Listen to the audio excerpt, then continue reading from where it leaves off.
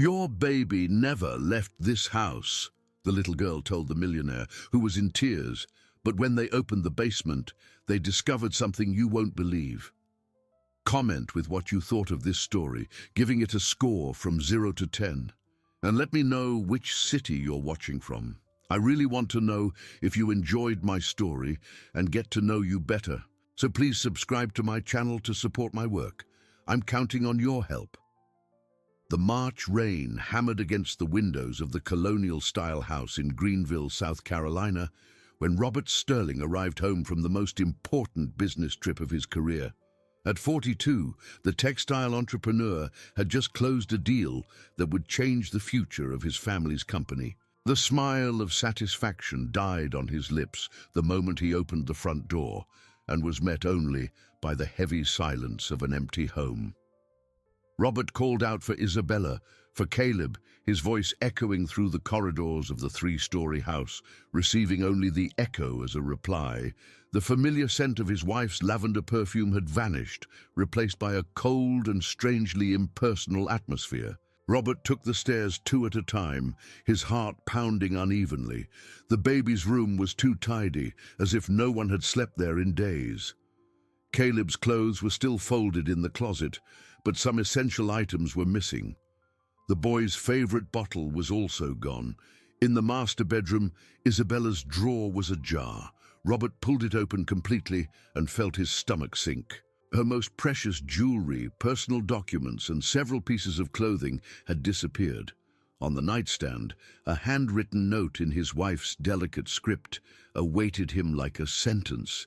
It said, "Robert, I need time to think about our marriage and what's best for Caleb.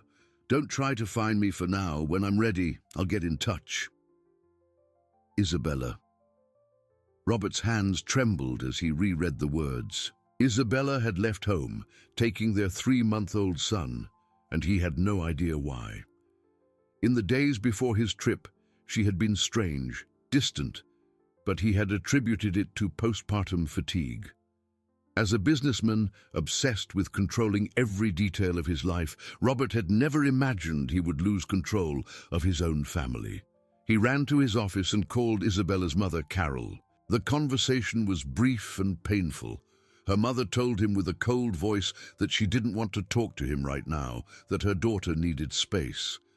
"But where is she?" he asked. "How is Caleb? He needs his vaccinations in 2 weeks." "She's being well taken care of," his mother-in-law replied. "That's all I can say." The call ended, leaving Robert alone with a desperation that grew with each minute. He tried calling his brothers-in-law, mutual friends, anyone who might have information. They all gave the same answer. Isabella had asked them not to reveal her whereabouts. For 3 weeks, Robert completely abandoned his business. He drove his car through the streets of Greenville, visited hospitals, police stations, bus terminals. He hired a private investigator who returned empty-handed after a week's work. Isabella had simply vanished without a digital or financial trace. It was during one of these desperate wanderings through the city center that Robert first noticed the little girl. She must have been about 4, with messy brown hair and dirty clothes that had once been white in a distant past. She was always alone, sitting on the steps of St. Michael's Church or wandering through Main Street Square, watching the traffic with large, attentive eyes. Initially, Robert barely registered her presence, too absorbed in his own pain.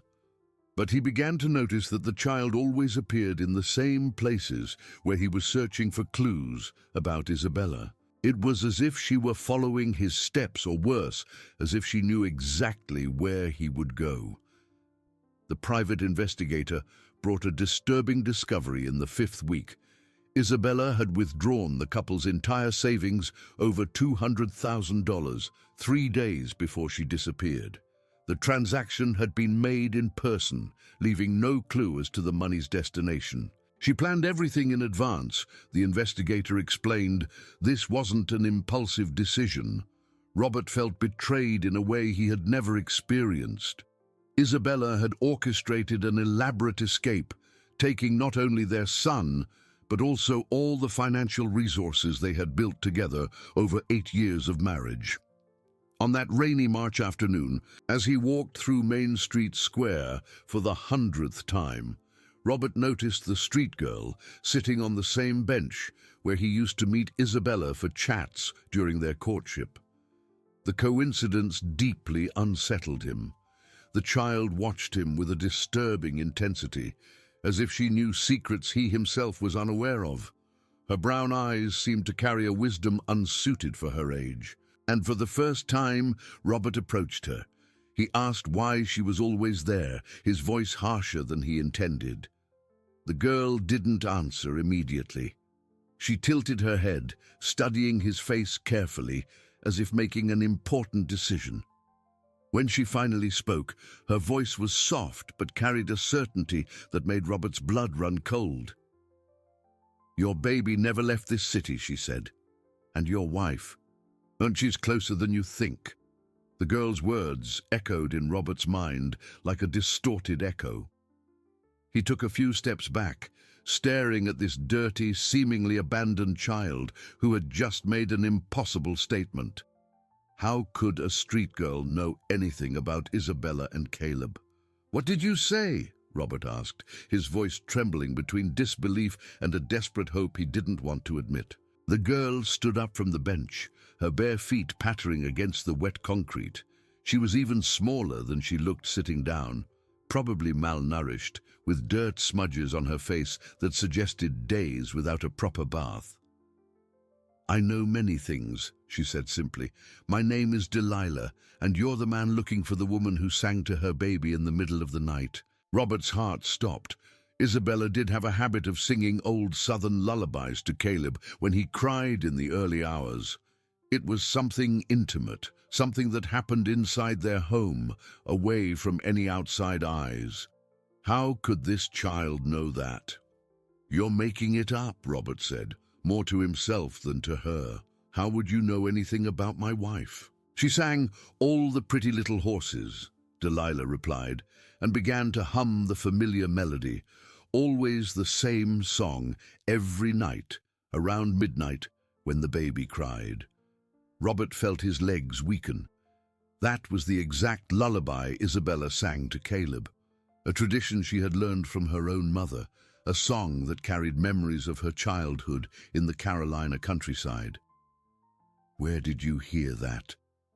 he whispered. "In your house," Delilah said, as if it were obvious. "I used to live nearby, before everything changed." The private investigator had mentioned that some low-income families lived in small dwellings in the backyards of larger houses in Robert's neighborhood. It was possible this girl had lived on one of those properties and had heard the sounds coming from his house. "If you know where she is, tell me, please." Robert knelt to be at Delilah's level, ignoring the mud staining his expensive suit. "I need to find my family." "She didn't leave," Delilah insisted, shaking her head firmly. "Everyone thinks she did, but she didn't." "I saw." "Saw what?" "I saw when she went down to the dark place under the house, with the baby in her arms. She was crying a lot." Robert frowned. The only area under the house was the basement, a space he rarely visited, and that Isabella had completely renovated during her pregnancy. She said she wanted to create extra storage for the baby's things. "The basement?" he asked. "The place where she hid the important things," Delilah confirmed. "But then she couldn't get out." A cold sensation ran down Robert's spine. "What do you mean, couldn't get out? Come with me, I'll show you." Delilah held out her small, dirty hand. "But you have to believe me." Robert hesitated. Taking an unknown child to his house seemed insane.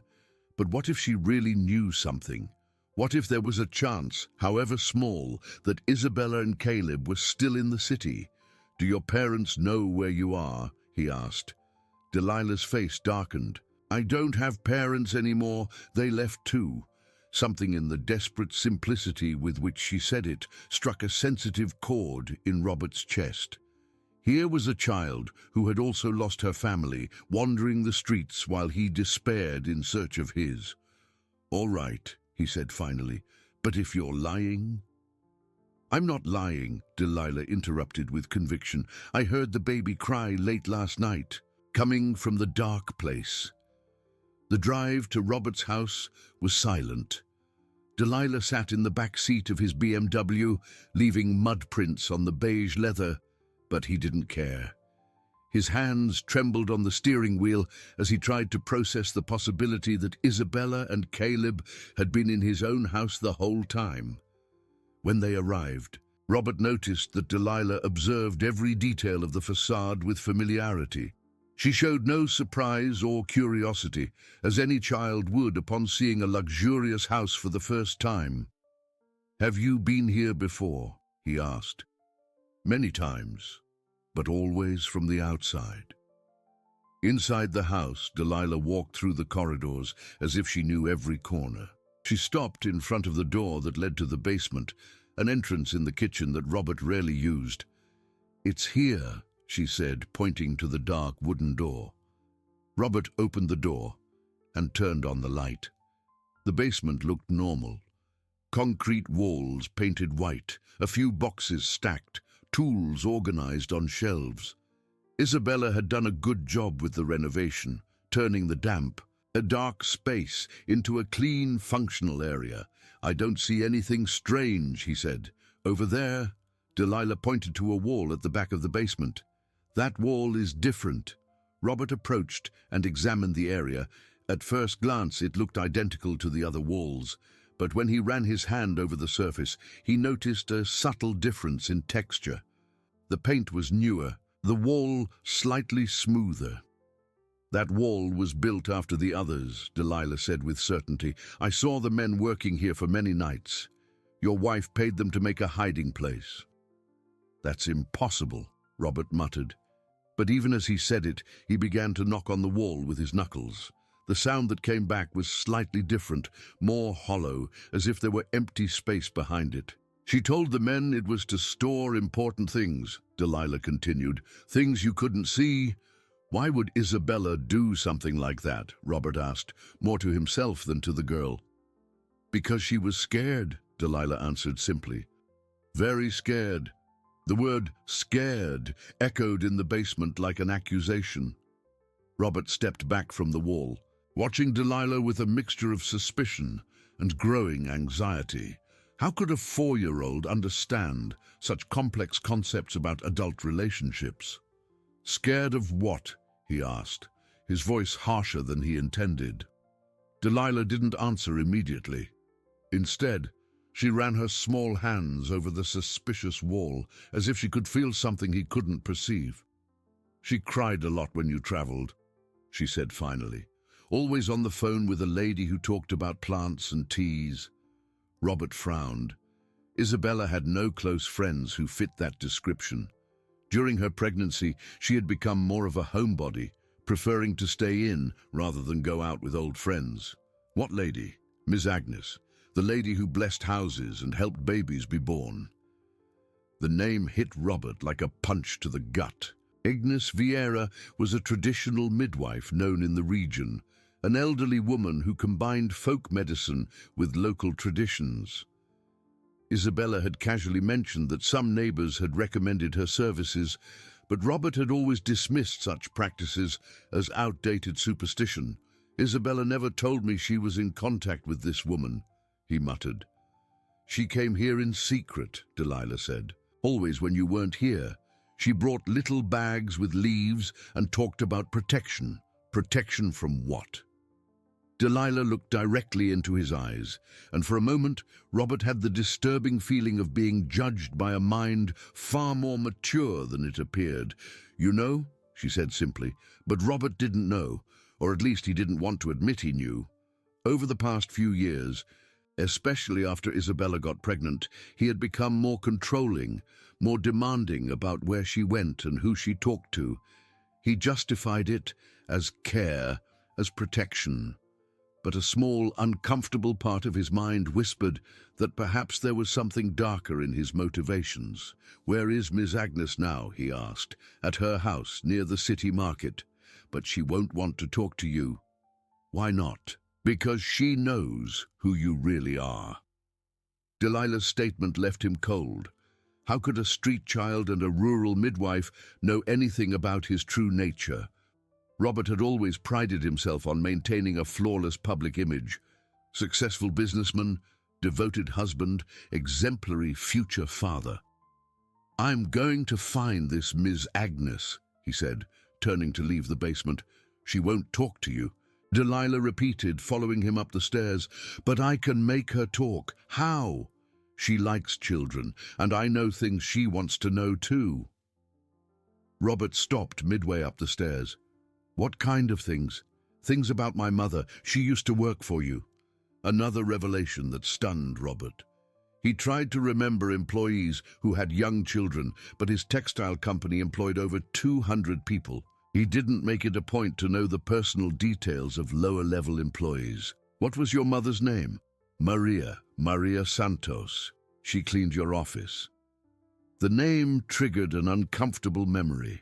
Maria Santos had been fired about a year ago after questioning some procedures at the company that Robert preferred not to discuss publicly. She had raised suspicions about irregularities in contracts with suppliers, and he had had to take measures to protect the family business. "Your mother was fired because she was asking unnecessary questions," he said defensively. "She was fired because she found out you were stealing," Delilah corrected with brutal frankness. "I wasn't stealing, I was optimizing operations. My mum said you changed the numbers on the papers to pay less tax, and that you had clothes made with cheap fabrics but sold them as if they were good." Robert felt his face flush. Delilah's accusations were technically correct, but presented with a simplicity that made them sound much worse than they really were. All businessmen made fiscal adjustments and optimized production costs. It was a natural part of business. "Where is your mother now?" he asked, trying to change the subject. "She left after she lost her job," Delilah said, her voice growing smaller. "She said she was going to look for work in another city and would come back for me." "And you were left alone?" "Miss Carroll, your wife's grandmother, let me sleep in the little house in her backyard sometimes. But after your wife disappeared, she got very sad and doesn't want anyone around anymore." Robert absorbed this information with growing discomfort. Delilah was living on the streets because her mother had lost her job at his company. Isabella had disappeared with their baby and all their savings, and now this child was suggesting his wife had reasons to be afraid of him. "Let's go find Ms. Agnes," he said finally, "but if you're lying about any of this—" "I don't lie," Delilah interrupted. "Lying is for people who have something to hide." The comment hit Robert like a knife. As they walked to the car, he wondered when his life had become so complicated that a 4-year-old girl seemed to understand his situation better than he did. Ms. Agnes's house was in a humble neighborhood near the city market. It was a simple brick building with a yard full of medicinal plants and glass jars hanging from the trees, supposedly to ward off the evil eye, according to local traditions. When they knocked on the door, an elderly woman with white hair and piercing eyes answered. Her face closed up immediately upon seeing Robert. "Ms. Agnes?" he asked politely. "I know who you are," she said bluntly, "and I have nothing to say to you. Please, it's about my wife. She disappeared with my son, and I need to find them." "Your wife didn't disappear," Ms. Agnes said, looking directly at Delilah. "She protected herself. Protected herself from what?" The midwife hesitated, then opened the door a little wider. "Come in, girl," she said to Delilah. "You stay outside. She goes with me or I don't go," Robert declared. Miss Agnes studied them both for a long moment, then sighed heavily. "Both of you come in, but you're going to hear things you won't like." Miss Agnes's living room smelled of dried herbs and incense. The walls were covered with images of saints, colorful ribbons, and small sachets. Robert sat uncomfortably on the straw chair she offered, while Delilah settled on the floor as if she were at home. "Isabella came to see me when she was 5 months pregnant," Miss Agnes began, preparing tea in a clay pot. She was desperate, afraid something would happen to the baby. Afraid of what? Robert asked, though a part of him already suspected the answer. Afraid of you, the midwife said bluntly. She had discovered things about your past that terrified her. What things? Ms. Agnes looked at Delilah, who nodded almost imperceptibly. The child seemed to have a silent connection with the old woman, as if they shared secrets Robert didn't know. Your first wife, Carmen, Ms. Agnes said, serving the tea in small cups. Isabella found out the truth about what happened to her. Carmen's name struck Robert like a bolt of lightning. He hadn't spoken about his first wife in over 10 years since she had suddenly left Greenville, claiming she needed to start a new life somewhere else. The marriage had ended abruptly and painfully, and Robert had always preferred not to discuss the details. Carmen left me because we couldn't have children, he said, repeating the version he had told Isabella and anyone who asked. A lie, Delilah said simply, surprising him with her intervention. How can you know anything about that? You weren't even born. My mother knew, the girl explained. She cleaned your office and heard your phone conversations. You were talking to lawyers about Carmen. Miss Agnes leaned forward. Carmen came to see me shortly before she left. She was 3 months pregnant, but too terrified to tell you. Robert's world collapsed once more. That's impossible. Carmen couldn't get pregnant. We did all the tests. She could, the midwife corrected. The tests were wrong, or maybe you two weren't trying the right way. But she got pregnant, and when she found out, she also found out other things about you. What other things? She found papers in your company that showed how you manipulated contracts with suppliers, how you paid lower wages than what was recorded and pocketed the difference, how you falsified quality certificates for the fabrics. Robert felt cold sweat run down his back. These were practices he had gradually implemented after taking over the family business, always justifying them as necessary to stay competitive in the market. Carmen threatened to report you, Miss Agnes continued. She said she didn't want to raise a child with a dishonest man. I never threatened her, Robert protested, but the words sounded weak even to him. You didn't have to threaten her directly, the midwife said. You started controlling her in other ways. You monitored where she went, who she talked to, how much money she spent.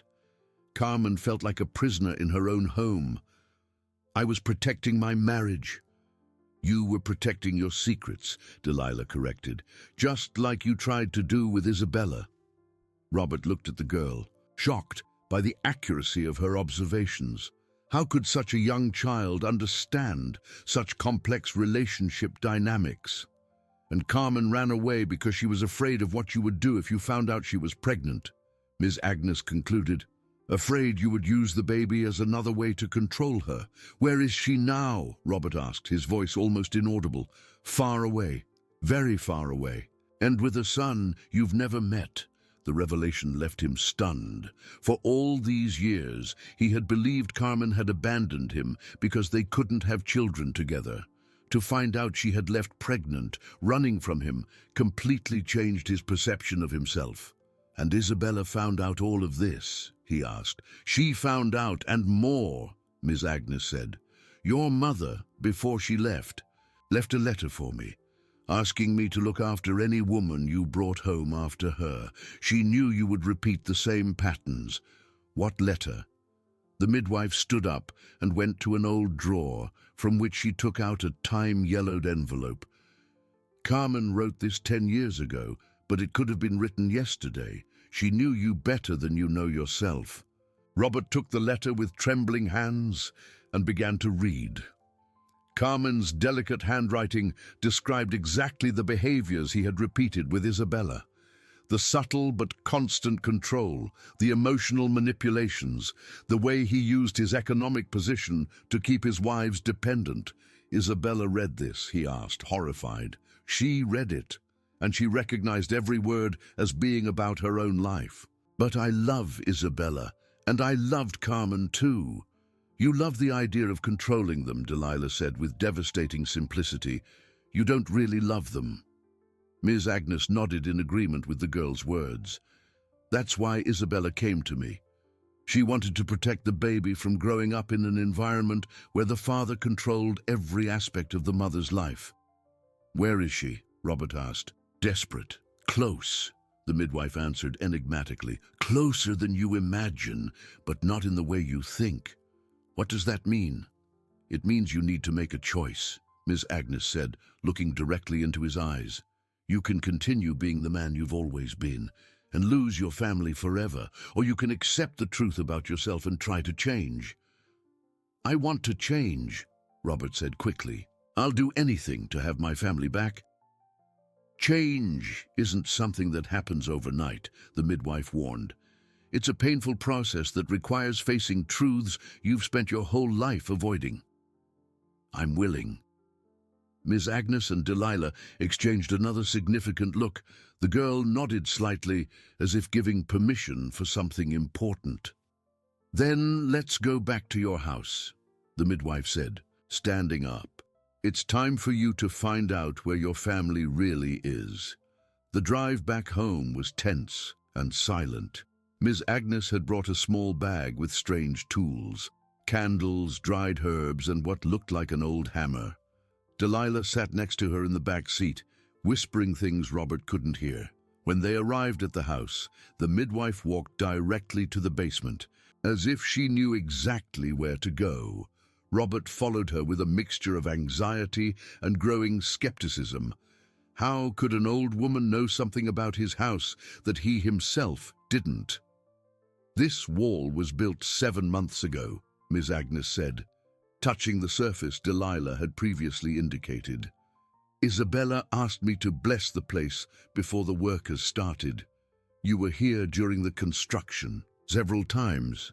Isabella was very nervous about the project. She said she needed a safe place to store important things, but I knew there was something more.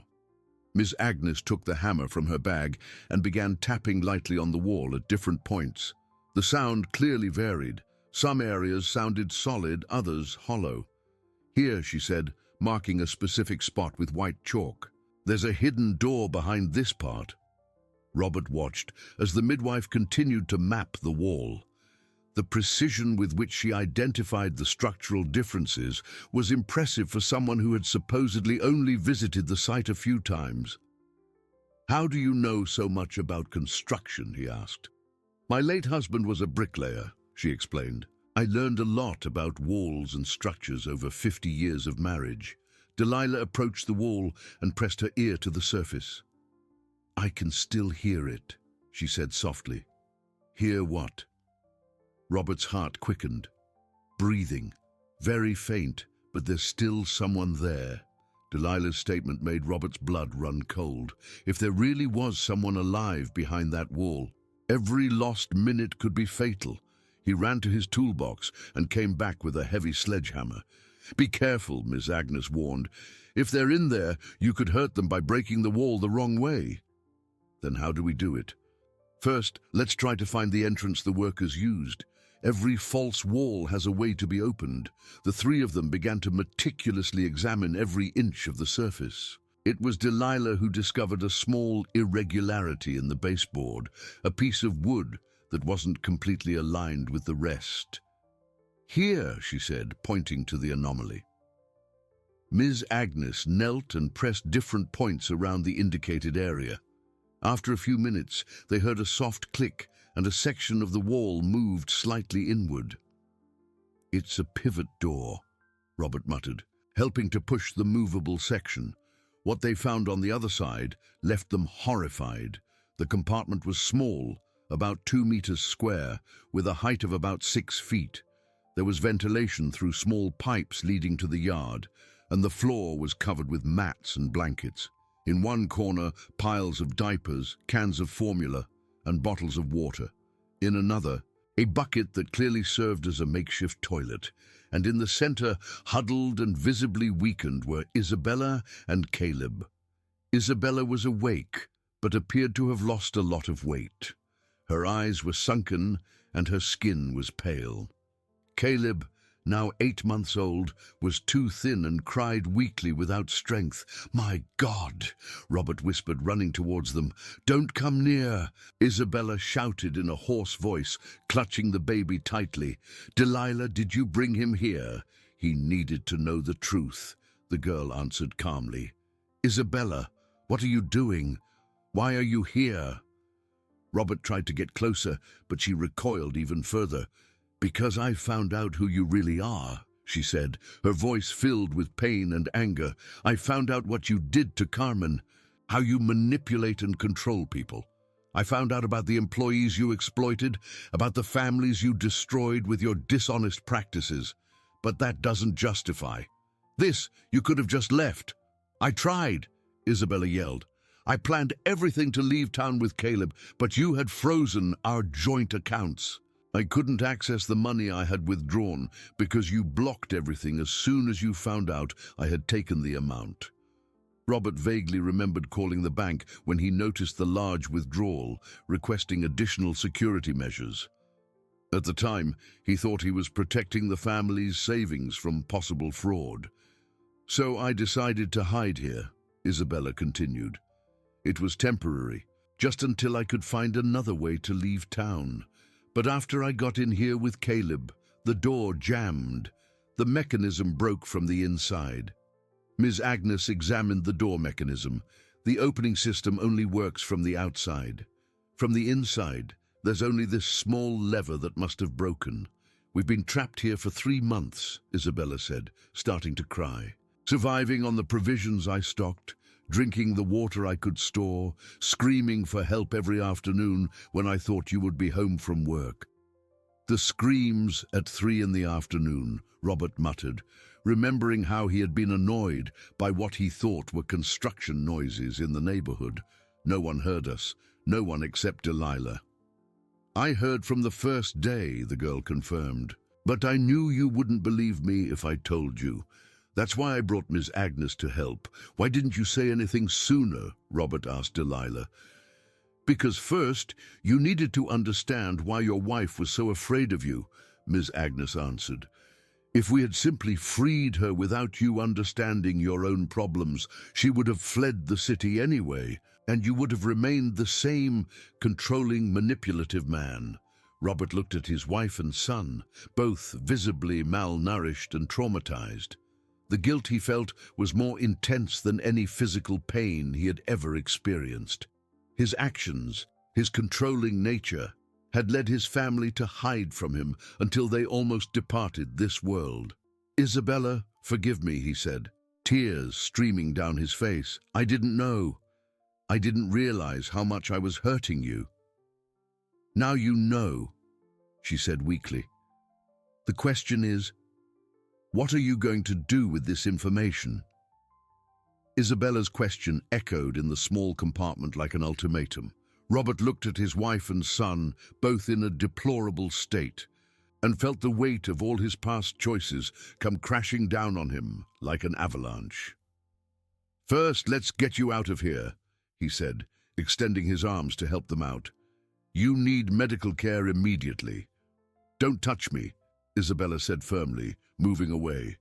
"Delilah and Miss Agnes can help me." The rejection cut Robert deeply, but he understood. After months of believing he was protecting his son from him, Isabella couldn't trust him again so easily. Miss Agnes and Delilah helped Isabella out of the compartment, carrying Caleb with extreme care. The baby was visibly dehydrated, with sunken eyes and dry skin. His cries were weak, almost inaudible.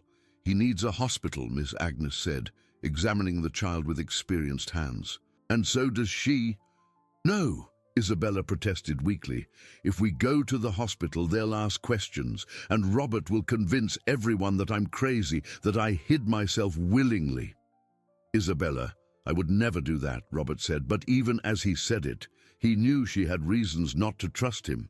"You did worse to Carmen," she retorted. "Ms. Agnes told me how you spread it around town, that she had abandoned you because she was emotionally unstable." Robert uncomfortably remembered how he had manipulated the narrative after Carmen's departure. It was easier to be seen as the victim of an unstable wife than to face questions about what had really happened in his marriage. "I'll take care of them right here," Ms. Agnes said. "Making a decision. I have experience with dehydration and malnutrition, but I'll need some medical supplies." "I can buy whatever you need," Robert offered. "I don't want anything from you," Isabella said. "I don't want to depend on you for anything anymore." The statement hit Robert like a slap. Throughout their marriage, he had used financial control as a way to keep Isabella dependent. Now, that strategy had backfired on him devastatingly. "How will we get the supplies then?" Ms. Agnes asked. "I have money," Delilah said, pulling a few crumpled coins from her pocket. "It's not much, but—" "Delilah, dear, that won't be enough," the midwife said gently. "Then I'll get more," the girl declared with determination. "I know how." Robert looked at the 4-year-old child who had lost her mother because of his actions and was now trying to save his family. The irony was brutal and humiliating. "Delilah," he said, "your mother, Maria, I know where she is." Everyone turned to look at him. Delilah took a step forward, her big eyes filled with sudden hope. "Where?" "After I fired her, she couldn't find work in Greenville. But I helped her get a position at a textile company in Colombia. I have the address." "Why did you do that?" Isabella asked, confused. "Because I felt guilty," Robert admitted. "Maria was a good employee. She was just doing her job by questioning the irregularities, but I couldn't let her expose the company's problems, so you sent her away and then helped her find another job," Ms. Agnes said, trying to understand the logic. "It was easier than facing the consequences of keeping an employee who knew my secrets," Robert explained, ashamed of his own cowardice. Delilah absorbed this information in silence. "My mom is working in another city?" "She is. And she's earning a better salary than she did here. I arranged for her to be hired in a higher position.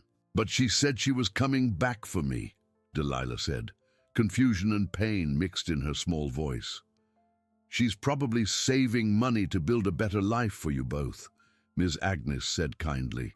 "Sometimes adults have to make temporary sacrifices to offer something better for their children." "I can take you to find your mother," Robert offered. "It's the least I can do." "You're not going anywhere," Isabella said firmly. "I don't trust you alone with her." "Then let's all go," he suggested. "We can go to Colombia, find Maria, and—" "And what?" his wife interrupted.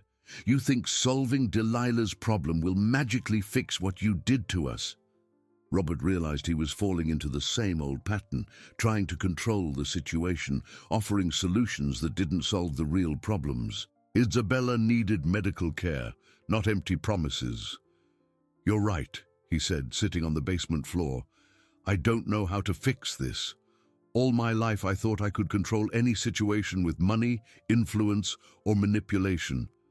But I can't control the fact that I hurt you deeply.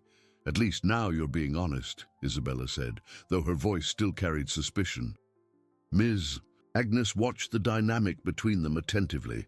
"Robert, you said you want to change, but real change requires more than pretty words. What do I need to do?" "First, accept that you may have lost your family forever," the midwife said brutally. "Isabella is under no obligation to forgive you or give you a second chance, and Caleb may grow up without knowing his father." The words struck Robert like a knife. The possibility of losing Isabella and Caleb permanently was too terrible to contemplate. "And if I really change, if I can prove I can be different, then maybe," Isabella said slowly, "maybe one day we can talk about it. But not now. Right now, I just want to focus on keeping my son alive and regaining my health. And I want to find my mom," Delilah added. "And I want you to give her her job back in Greenville so she doesn't have to be far from me." "Delilah," Robert said, "if I bring your mother back and give her a better job, will you help me prove to Isabella that I can change?" "No," the girl replied with devastating simplicity. You have to prove it on your own. No one can do it for you. Once again, Delilah's brutal wisdom left him speechless. A 4-year-old child understood better than he did the consequences of his actions and the requirements for true change. Over the next 2 weeks, Robert's house transformed into a makeshift hospital. Ms. Agnes had temporarily moved in to care for Isabella and Caleb, establishing a strict schedule of hydration, feeding, and natural remedies she prepared with herbs from her garden. Robert slept on the living room sofa, banished from his own master bedroom. Isabella had made it clear she didn't want him around during her recovery, and Ms. Agnes fully supported this decision. She needs space to process everything that happened, the midwife explained, when Robert questioned if he could at least help care for Caleb. 3 months locked in that space, thinking you were a threat to her son. That's not something you forget easily. Delilah had become a constant presence in the house, helping Ms. Agnes and serving as a strange bridge between Robert and his family. The girl seemed to instinctively understand when Isabella needed company and when she wanted to be alone. She still has nightmares, Delilah told Robert one morning, as she prepared breakfast by herself, demonstrating an impressive independence for her 4 years. She wakes up screaming that the wall is closing in. And Caleb, he's getting stronger. Miss Agnes said in another week he'll be fully recovered. Robert watched from the kitchen window, seeing Isabella sitting in the garden with the baby in her lap. She had lost a lot of weight and her hair was cut short. Miss Agnes had explained that cutting hair helped with energy recovery, according to local traditions. Delilah, he said, can I ask you something? You can. How did you know I would accept hearing the truth about myself? You could have just told me where they were from the beginning. The girl stopped stirring the eggs in the pan and looked at him with that serious expression that always unsettled him. Because my mom always said that people only change when the pain of staying the same becomes greater than the pain of changing, she said. You needed to feel a very great pain first. Your mother is very wise. She was. Now I don't know what she's like anymore. The sadness in Delilah's voice made Robert's heart ache. That child had lost her mother because of his actions, yet she had still chosen to help him find his own family. Delilah, I'm going to get your mother today, he said. I want you to come with me to Colombia. What if she doesn't want to come back? Then we'll talk to her. I'll explain everything that happened. I'll apologize for the things I did. And I'll offer her the job she should have always had. What job? Quality supervisor, with a fair salary and the right to question anything that seems wrong. Delilah considered this for a moment. And what if she says you're lying? Then you can confirm that I'm telling the truth. Just then, Miss Agnes entered the kitchen carrying Caleb's dirty clothes. What are you two talking about?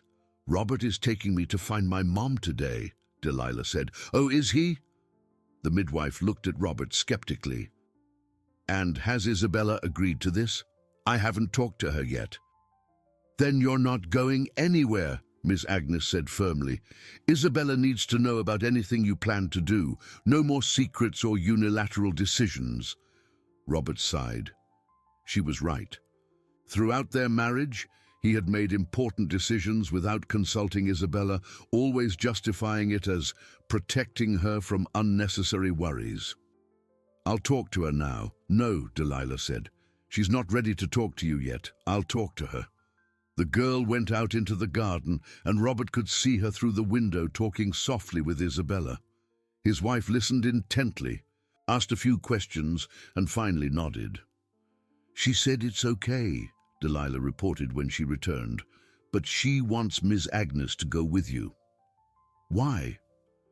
To make sure you keep your promises, the midwife explained, and to protect Delilah in case you tried to manipulate the situation. Once again, Robert felt as if he were being judged for his past actions, but he understood that he had earned this distrust through years of manipulative behavior. The trip to Colombia took 2 hours. During the drive, Delilah was mostly silent, looking out the window and occasionally asking if they were close. Miss Agnes took the opportunity to question Robert about his true intentions. "What do you plan to do if Maria doesn't want to come back to Greenville?" she asked. "I'll respect her decision," Robert answered, "but I'll explain that Delilah needs her mother. And what if she wants to take Delilah to live in Columbia?" Robert hadn't considered this possibility. The idea of losing Delilah also disturbed him more than he expected. The girl had become an important presence in his life, a voice of conscience that forced him to face his own failings. "It would be what's best for her," he said finally. "A child should be with her mother, even if it means you lose the only person who still believes you can change." "Delilah doesn't believe I can change," Robert corrected. "She just gave me the chance to try." The textile company where Maria worked was in Columbia's industrial zone. It was a smaller factory than Robert's, but seemingly well-organized and modern. "Maria Santos," the receptionist said when they asked for her. "She's on the second floor, quality supervision." As they climbed the stairs, Delilah held Miss Agnes's hand tightly. She was clearly nervous, but also eager to see her mother. They found Maria at a desk in the center of the production floor, analyzing fabric samples and taking notes on a clipboard. She had changed. She seemed more confident, wore better clothes, and had a more upright posture. When she saw Delilah, she dropped the clipboard and ran towards her daughter. "My little one, what are you doing here? How did you find me?" Maria hugged Delilah tightly, tears streaming down her face. "Robert brought me," Delilah said simply. Maria then noticed the presence of Robert and Miss Agnes. Her expression hardened immediately. "What do you want here?" she asked Robert, shielding Delilah behind her. "I came to apologize," he said, "and I came to offer you the job you should have always had." "I don't want anything from you," Maria answered coldly. "Mom," Delilah said, "you need to hear what happened. A lot of things have changed." It was then that Maria really looked at her daughter and realized she was well cared for, clean and healthy, despite the circumstances. "Who took care of you all these months?" she asked. "I took care of myself," Delilah said with pride, "and I helped other people too." And then, with the devastating simplicity that characterized her, Delilah began to tell her mother everything that had happened since Maria had left. How she had survived on the streets, how she had discovered Isabella's secret, and how she had forced Robert to face the truth about himself. The expression on Maria's face changed dramatically as Delilah told her story. Horror, pride, anger, and disbelief alternated as she processed how her 4-year-old daughter had not only survived alone for months, but had also saved an entire family. "Are you telling me," Maria said slowly, "that Isabella and the baby were trapped in the basement of his house for 3 months? They were dying slowly," Delilah confirmed, "and nobody knew, except me, because I listened." Maria turned to Robert with a fury he had never seen before. "Your wife preferred to hide in a wall rather than live with you. Do you understand what that means?" "I understand," Robert said quietly, "and that's why I'm here. I want to fix everything I've ruined." "You can't fix it," Maria said. "You can't give back the months I lost away from my daughter. You can't give back the childhood she lost living on the streets because of you." "You're right," he admitted, "but I can try to make up for it." "How?" Ms. Agnes spoke up. "He wants to offer you a better job in Greenville so you can be close to Delilah again." "I don't need his charity," Maria replied proudly. "I have a good job here." "It's not charity," Robert said. "It's justice. You should have been promoted to supervisor a long time ago. Your qualifications were always superior to the position you held. Then why did you keep me in a lower position?" The question hung in the air like an accusation. Robert knew the answer, but admitting it would mean acknowledging another terrible pattern in his behavior. "Because I kept qualified employees in lower positions so they would depend on me," he said finally. It was another form of control. Maria shook her head, disgusted. You destroyed entire lives just to feel powerful. Yes, Robert admitted. I did. The silence that followed was broken by Delilah, who tugged on her mother's sleeve. Mom, he's trying to change. For real. How can you be sure? Maria asked. Because he let me help find you. He could have lied about where you were. Maria looked to Miss Agnes for confirmation. The midwife nodded. His behavior has changed, Miss Agnes said. Not completely, there's still a lot of work ahead. But for the first time, he's listening instead of trying to control. And Isabella, has she forgiven him? Not yet, Delilah answered honestly. She's still very scared. But she's getting less scared every day. Maria knelt to be at her daughter's level. Delilah, do you want me to come back to Greenville? I want you to be where you'll be happiest, the girl replied, but I want to be near you, and if I decide to stay here in Columbia, would you come live with me? Delilah hesitated. And Isabella and the baby, who will take care of them if Ms. Agnes leaves and you take me? They're not your responsibility, my child. But they need me, Delilah insisted. Isabella still gets scared when she has to talk to Robert, and Caleb likes it when I sing to him.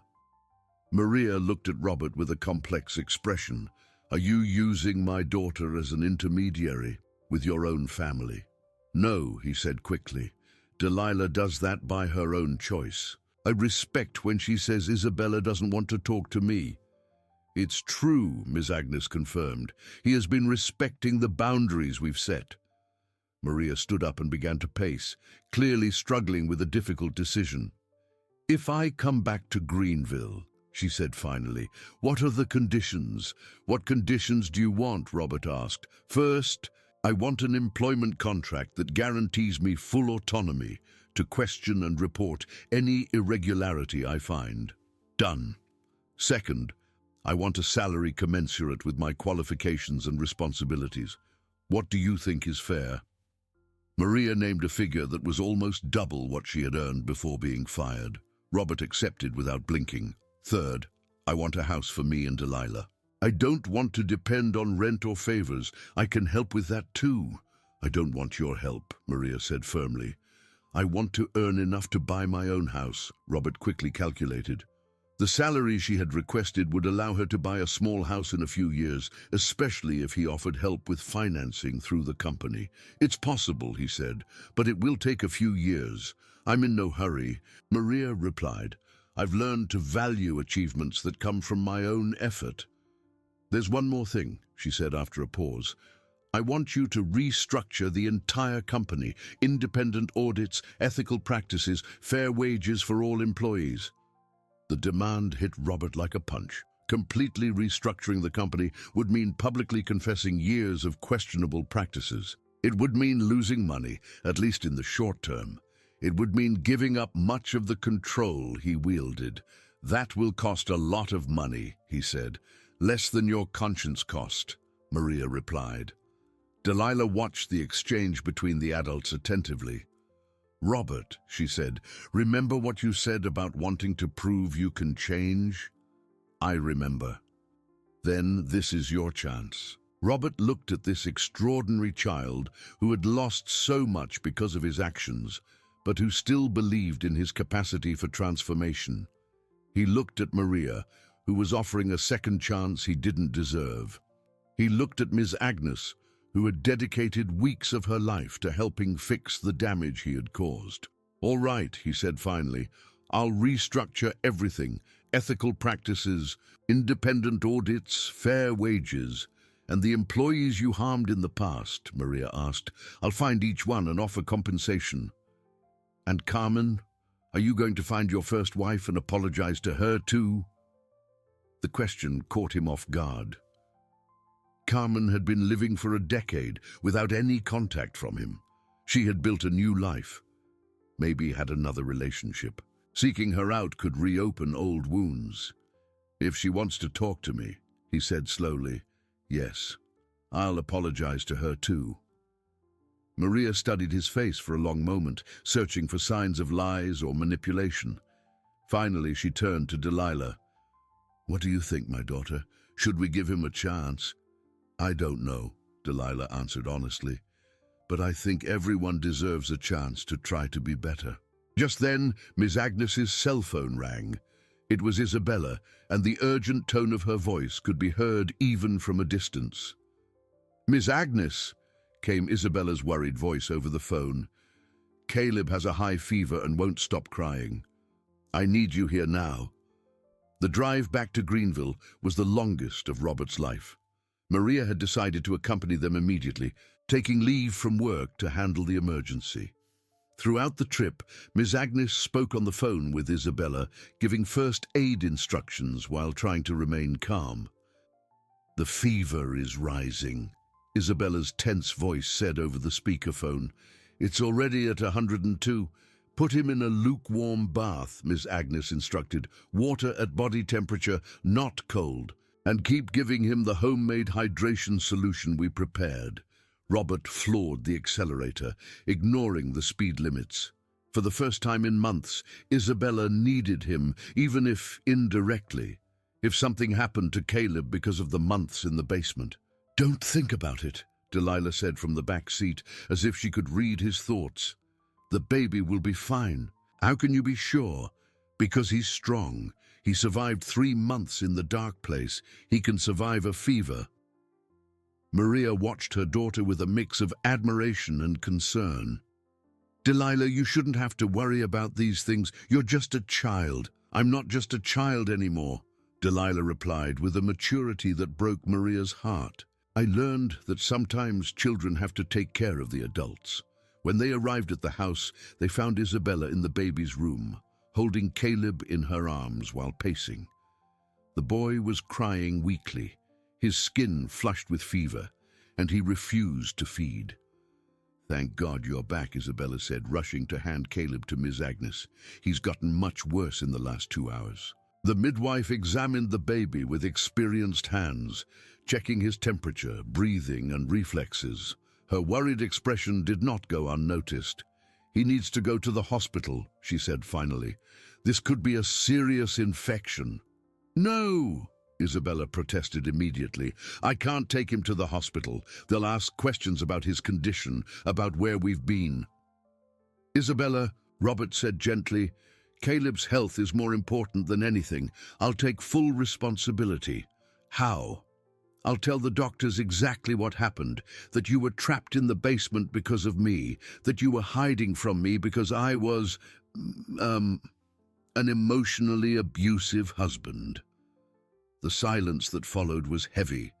Isabella looked at him in surprise. Throughout their marriage, Robert's main concern had always been protecting his reputation and public image. "You would do that?" she asked, even knowing that everyone would find out. "Everything?" "I would," he answered without hesitation. "Our son is suffering because of me. It's time I faced the consequences." Maria watched the exchange attentively. "He's serious," she said to Isabella. "You can see it in his eyes." "Mom," Delilah said, tugging on Maria's hand, "can you stay with Caleb while they go to the hospital?" "What do you mean?" "Isabella still gets nervous when she has to leave the house," the girl explained, "but she trusts you because you're my mom, and Caleb likes women who sing." Delilah's suggestion was typical of her ability to find practical solutions to complex emotional problems. Maria looked at Isabella, who nodded gratefully. "I can take care of him while you handle the medical side," Maria said. "I have experience with sick babies, and I'll go to the hospital with them," Miss Agnes decided, "to explain to the doctors what we did to care for him at home." The Greenville Municipal Hospital was bustling when they arrived. Robert carried Caleb, while Isabella filled out the admission forms, her hands visibly trembling. She hadn't left the house in months, and being in a public environment full of strangers was clearly testing her limits. "It's okay," Robert whispered when he noticed her anxiety. "I'm here. Miss Agnes is here. You're not alone." It was the first time in months he had offered support without trying to control the situation, and Isabella seemed to notice the difference. Dr. Mark Harrison, the pediatrician on duty, examined Caleb with meticulous care. His questions were direct and professional, but Robert could see the growing concern in his eyes. "This baby is clearly malnourished," the doctor said, "and these marks on his skin suggest he went through a period of severe stress. May I ask what happened?" Robert took a deep breath. This was the moment of truth. "Doctor, my wife and my son were trapped in a hidden room in our basement for 3 months. They were hiding from me because I was, an emotionally abusive husband." The doctor stopped writing and looked directly at him. "Trapped how?" "My wife built a secret compartment to hide with the baby. She was planning to run away from me, but the door mechanism jammed and they were locked in. And you didn't know they were there?" "No. I thought she had left town. I only found out 2 weeks ago when a child who lived in the neighborhood told me." Dr. Harrison looked at Isabella, who confirmed Robert's version with a nod. "Ma'am, is that correct?" "It is," she said softly.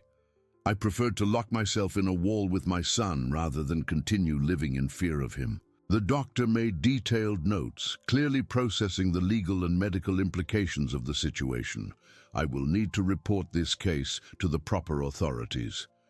"I understand," Robert said. "Do what you have to do." "And are you seeking psychological help, sir?" "Not yet, but I'm going to. I recommend you do so immediately," Dr. Harrison said firmly. "This type of behavior doesn't change on its own." For the next 3 hours, Caleb underwent a battery of tests: X-rays, blood tests, an abdominal ultrasound. The results showed severe dehydration, mild anemia, and a respiratory infection that had developed due to a weakened immune system. "We're going to admit him for a few days," the doctor decided. "He needs intravenous antibiotics and constant monitoring." "Can I stay with him?" Isabella asked. "Of course. There are chairs that turn into beds in the pediatric rooms." While they arranged the admission, Robert called Maria to update her on the situation. Delilah answered the phone. "How's Caleb?" she asked immediately. "He's going to be fine, but he needs to stay in the hospital for a few days. And Isabella, she's scared but handling it well. Did you tell the doctors the truth?" "I told them everything." "Good," Delilah said with approval. "Now they can really help." That night, Robert slept in the hospital waiting room while Isabella stayed in the room with Caleb. It was uncomfortable and worrisome, but for the first time in months, he felt he was doing something genuinely useful. He was there when his family needed him, without trying to control or manipulate the situation. In the morning, Dr. Harrison called him for a private conversation. "Mr. Sterling, I need to tell you something important," the doctor began. "The tests showed that your son will make a full recovery, but they also showed evidence of psychological trauma that could affect his development if not properly addressed." "What kind of trauma?" "Babies who go through situations of extreme stress can develop trust issues, attachment difficulties, and delays in emotional development." Robert felt an overwhelming weight of guilt. "What can I do?" "The most important thing is to ensure he grows up in a stable and safe environment, and that his parents get psychological support to process what happened. And if Isabella decides she doesn't want to live with me anymore, then you'll have to accept that decision," the doctor said honestly. "The child's well-being must always come first." 3 days later, Caleb was discharged from the hospital with an optimistic prognosis. His recovery had been faster than expected, and the antibiotics had completely eliminated the respiratory infection. But Dr. Harrison's words about psychological trauma echoed in Robert's mind as a constant reminder of the lasting consequences of his actions. During the hospital stay, something unexpected had happened. Isabella had started talking to him again. They weren't intimate or close conversations, but practical exchanges about Caleb's care, the medications he would need at home, and follow-up appointments. It was small, but significant progress. "I think she's starting to see that you've changed," Maria commented as they prepared the house for the return of mother and son. She had temporarily moved into the guest room, taking over the domestic duties that had once fallen exclusively to Isabella. Or maybe she's just being practical, Robert replied, organizing Caleb's medications in the kitchen. She knows we need to work together to take care of him. No, said Delilah, who was drawing at the kitchen table. She talked to me yesterday. She said you didn't try to boss her around once in the hospital. Boss her around. Tell her what she could or couldn't do. Decide things for her. Make her feel small. Delilah's simple yet accurate description of his past behavioral patterns made him feel sick. That was how Isabella saw his actions, as constant attempts to diminish and control her. Delilah, he said, can I ask you something? You can. How did you learn to understand these things about relationships? You're only 4 years old. The girl stopped drawing and looked at him with that serious expression that always unsettled him. My mom used to talk to me about it when you were mean to her at work. She explained how some people hurt others without using violence. What else did she tell you? That people who hurt others were usually hurt too. That they aren't bad on purpose. They just don't know how to do things differently. Maria looked at her daughter with a mixture of pride and concern. Delilah, you shouldn't have to think about these things, but I have to think, the girl replied, because if I don't understand how people work, I can't help them get better. Just then, Isabella arrived home carrying Caleb, who was sleeping peacefully in his carrier. She looked tired, but there was something different about her posture, less tension, less constant fear. How was the last appointment? Robert asked, keeping a respectful distance. The doctor said he's recovering well, Isabella replied, placing the carrier in the living room, but he wants us to get psychological counseling for the whole family. Psychological counseling, family therapy, to help us all process what happened and learn healthier ways of relating to each other. The idea of family therapy made Robert feel exposed and vulnerable. It would mean publicly admitting his problems, analyzing his behavioral patterns with a professional, potentially discovering aspects of his personality he preferred to keep hidden. Do you think that's necessary? He asked. I think it's the only way we'll know if there's any future for our family, Isabella answered honestly. And if the therapy shows there's no future for us, then at least we'll know the truth. Maria intervened in the conversation. Robert, you said you were willing to do anything to win back your family. Therapy is part of that. I know. It's scary. Scarier than living a lie to yourself, Delilah asked. Once again, the girl's direct question cut to the heart of the matter.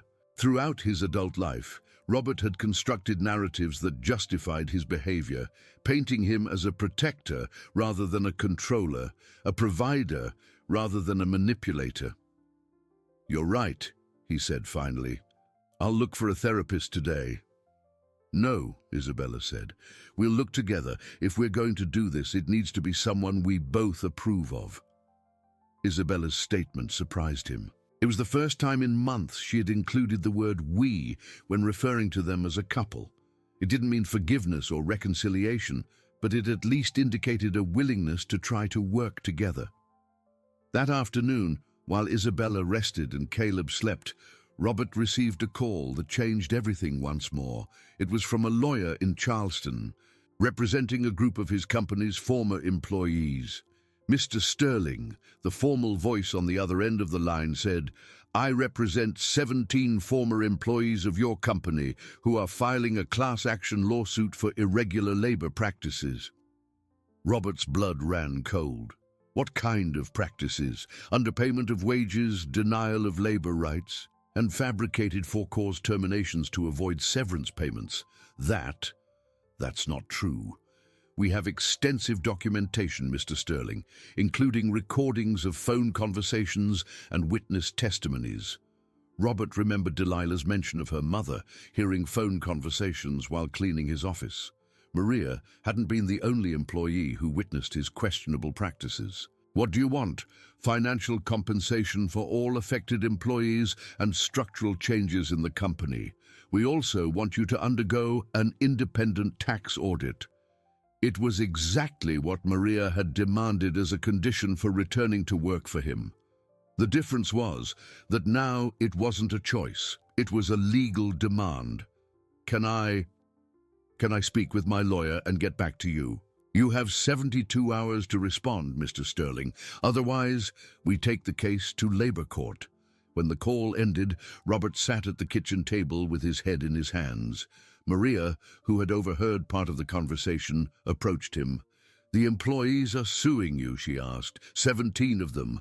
They want compensation and changes in the company. This is what you always knew would happen one day, Delilah said, looking up from her drawing. "My mom said the truth always comes out in the end." "How much will it cost?" Maria asked. "I don't know. Probably much more than I have available." "And if you lose the company?" The question hung in the air like a threat. The textile company was all Robert had built in his life. It was his identity, his source of power, his family legacy. Losing it would mean losing not just money, but the entire structure upon which he had based his self-image. "Then I'll have to find another way to support my family," he said slowly. "Your family?" Maria repeated the word with surprise. "Isabella and Caleb, and Delilah too, if she wants. You are my family now." It was the first time he had explicitly included Delilah as part of his family, and the girl smiled for the first time since her mother had returned. "Even if you lose all your money, you still want to take care of me?" she asked. "Especially if I lose all my money," Robert replied. "It will be my chance to prove I can take care of people without using money to control them." At that moment, Isabella appeared in the kitchen carrying Caleb, who had woken up hungry. She had overheard part of the conversation. "You might lose the company," she asked. "I might. The former employees are suing me." "And what are you going to do?" Robert looked around the kitchen, at Maria, who had lost her job because of him but had returned to help his family, at Delilah, who had survived on the streets but still believed in his capacity for change, at Isabella, who had preferred to lock herself in a wall rather than continue living in fear of him, but who was now willing to try family therapy. "I'm going to accept responsibility," he said. "I'm going to pay whatever is necessary to compensate the people I've harmed. And if that means losing everything, then that's what I deserve." The following weeks became a whirlwind of meetings with lawyers, in therapy sessions, and painful discoveries. Robert had found Dr. Marina Silva, a psychologist specializing in family therapy, who agreed to work with them after hearing the whole story. "What you've been through is extremely traumatic," Dr. Marina explained during their first session. "Isabella, you've developed post-traumatic stress disorder.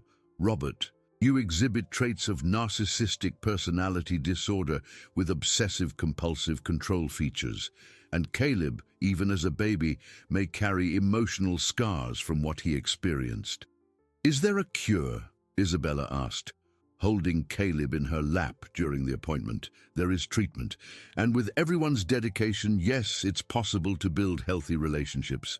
Robert absorbed the diagnosis with a mixture of relief and terror. Having a name for his problems made everything more real, but it also offered the possibility of change. "How long will it take?" he asked. "Years," Dr. Marina answered honestly. "Real personality change doesn't happen overnight, and Isabella needs time to process the trauma before she can consider rebuilding trust."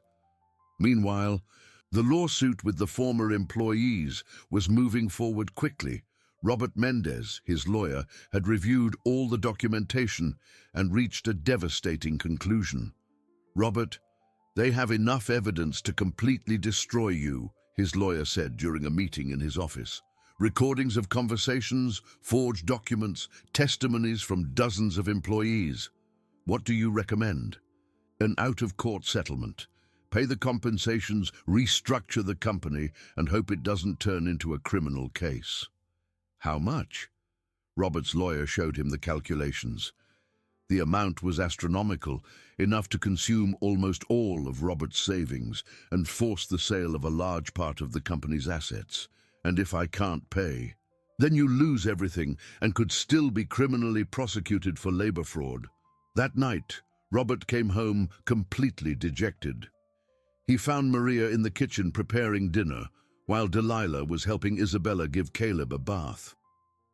The peaceful domestic scene contrasted brutally with the financial chaos his life had become. "How was the meeting with the lawyer?" Maria asked. "Bad, very bad. He told them about the amounts involved, the possibility of losing the company, the criminal implications." Maria listened to everything in silence, processing the information. "And does Isabella know?" she asked. "Not yet. I'm trying to find a way to tell her without scaring her more than she already is." "You have to tell the truth," said Delilah, who had appeared in the kitchen unnoticed. "She deserves to know. Delilah, these are adult matters." "No," the girl interrupted firmly. "Isabella is an adult and she's his wife. She has the right to know if she's going to be poor." Once again, Delilah's relentless logic cut through his attempts at rationalization. He was again trying to protect Isabella from important information, repeating the exact patterns that had led her to hide from him. "You're right," he admitted. "I'll tell her tonight." The conversation with Isabella happened after Caleb had fallen asleep. She listened to everything in silence, the lawsuits, the amounts involved, the possibility of losing their house, their standard of living, everything. "How much money will be left if you pay all the settlements?" she asked when he finished. "Very little. Maybe enough to buy a small house and live modestly for a few years. And the company? I'll have to sell most of it. Keep only a small, basic operation." Isabella was silent for a long time, looking out the living room window. "You know I grew up poor, right? I know. My family never had money. I learned to be happy with little. And now I'm wondering if you can be happy with little." The question struck at the heart of his deepest fears. Throughout his adult life, Robert had used money and status as substitutes for self-esteem and control. The idea of living without those resources terrified him. "I don't know," he admitted honestly, "but I want to learn. Why? Because I want to be the kind of man who deserves you and Caleb, and the kind of man Delilah can respect." Isabella turned to look at him directly for the first time in months. "Robert, can I ask you a question?" "Of course. If you had to choose between keeping your company and having your family back, what would you choose?" The question was a test, and they both knew it. Throughout their marriage, the company had been Robert's #1 priority. Coming before his wife, his son, any personal relationship, "I would choose you," he said without hesitation. "The company is just money. You are my life, even if it meant being poor. Even if it meant being poor." Isabella studied his face for a long moment, looking for signs of lies or manipulation. Finally, she did something she hadn't done in almost a year. She reached out and lightly touched his hand. "Then maybe we have a chance," she said softly. The touch was brief, but it meant more to Robert than any business contract he had ever signed. It was the first physical sign that Isabella was willing to consider a future together. The next morning, something unexpected happened.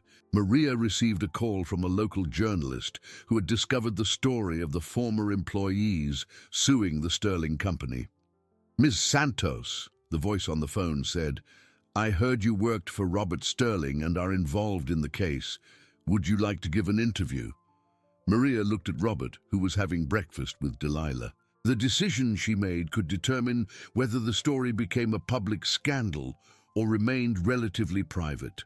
Can I think about it?" she asked. "Of course, but the story runs tomorrow, with or without your testimony." After the call ended, Maria sat at the table with them. "A journalist wants to talk to me about you," she said to Robert. "What are you going to do?" "I don't know." "What do you think I should do?" It was another test question. If Robert tried to influence or control her decision, it would show he hadn't fundamentally changed. I think you should do what you think is right, he said. If telling your story can help other employees who went through the same thing, then maybe it's worth it, even knowing it will make your situation worse. Maria, my situation is already bad because of my own fault. I'm not going to ask you to lie or stay silent to protect me. Delilah, who had heard the whole conversation while eating her cereal, made a comment that surprised everyone. Mom, you can tell the truth about how he was before, but also tell the truth about how he's trying to change now. It was a wise and balanced suggestion, acknowledging the mistakes of the past without ignoring the efforts for change in the present. Maria smiled at her daughter. You're very smart for a 4-year-old girl. It's because I paid attention when people didn't know I was watching, Delilah replied, and I saw a lot. Just then, the phone rang again. It was Dr. Marina, the therapist, with news that would change everything once more. Robert, she said, I need to speak with you and Isabella urgently. I've discovered something about your case that could change our entire therapeutic approach. The emergency meeting in Dr. Marina's office took place that same day.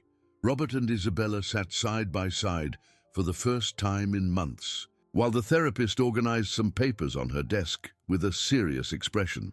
During my research into your family history, Dr. Marina began, I discovered something important that might explain many of Robert's behavioral patterns.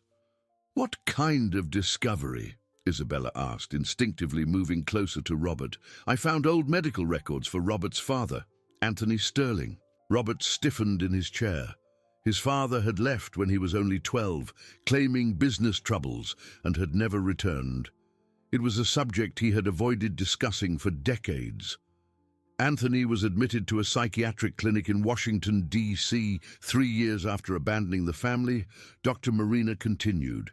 The diagnosis was bipolar disorder with severe narcissistic traits. The silence that followed was heavy.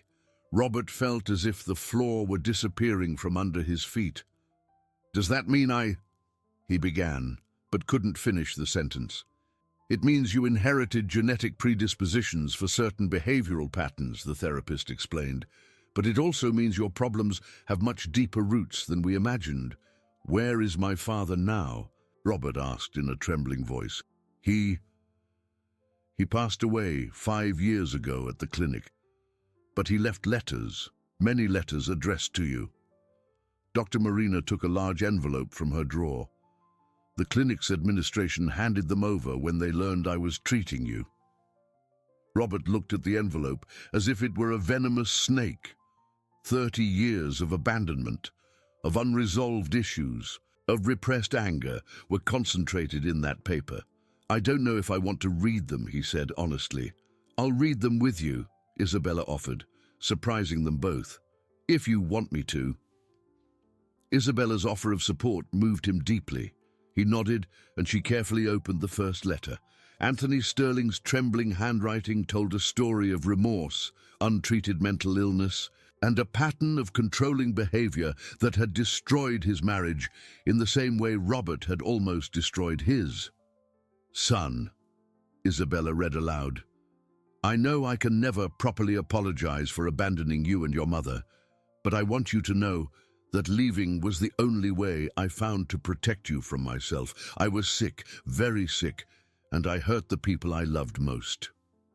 The letters continued, detailing Anthony's struggle with his own demons, his treatment at the clinic, and his gradual understanding of how his psychological problems had affected his family.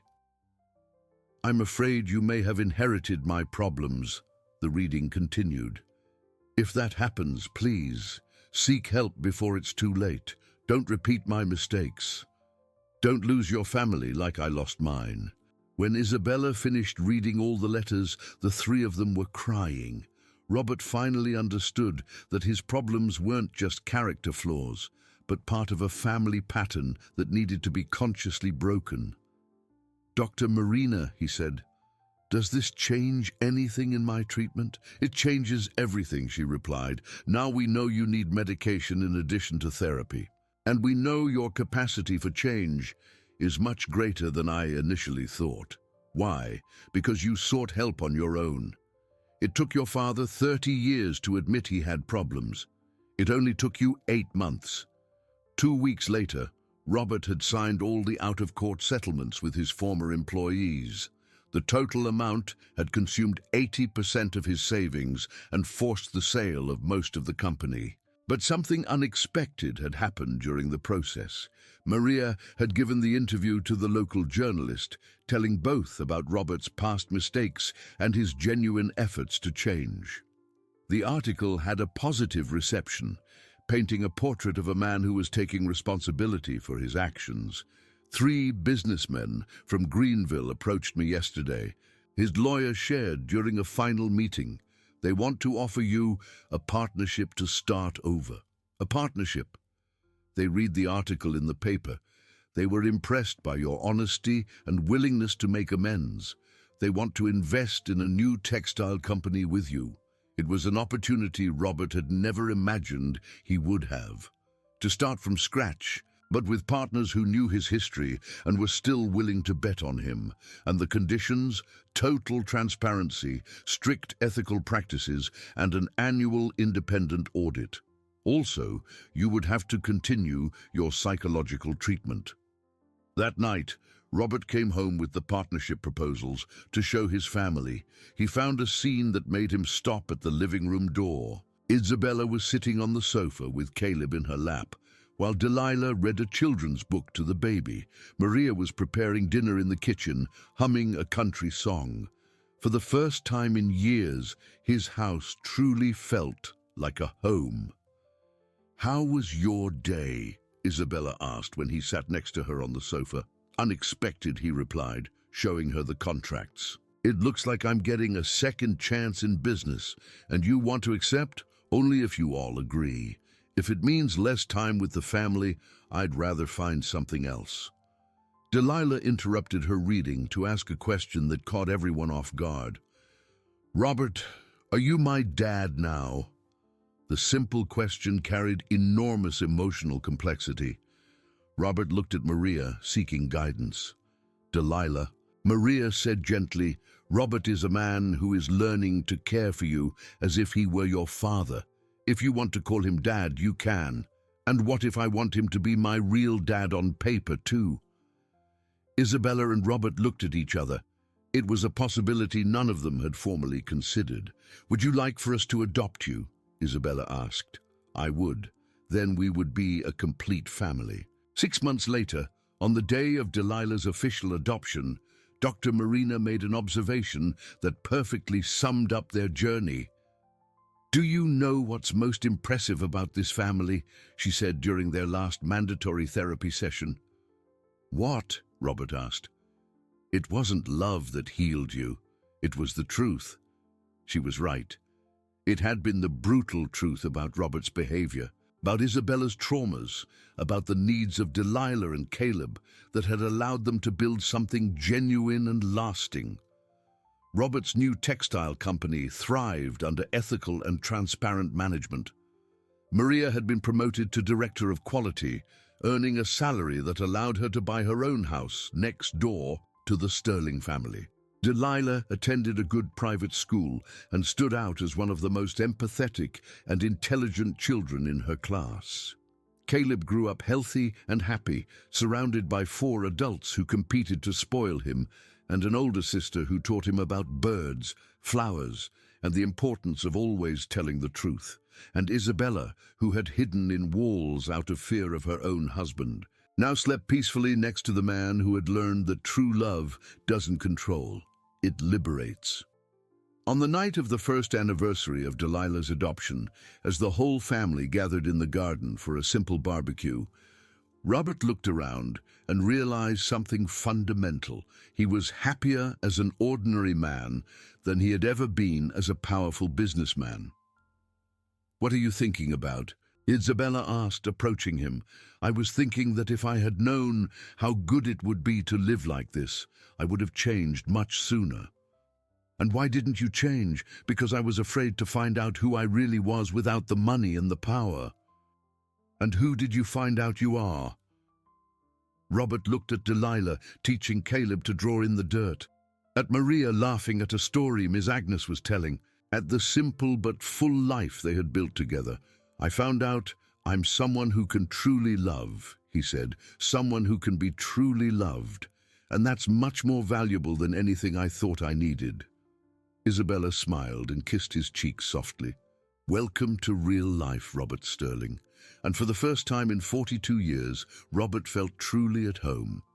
If you enjoyed this video, please subscribe to my channel. I promise to bring you videos every day that will make your life happier. Comment on what you thought of my story, giving it a score from 0 to 10, and thank you very much.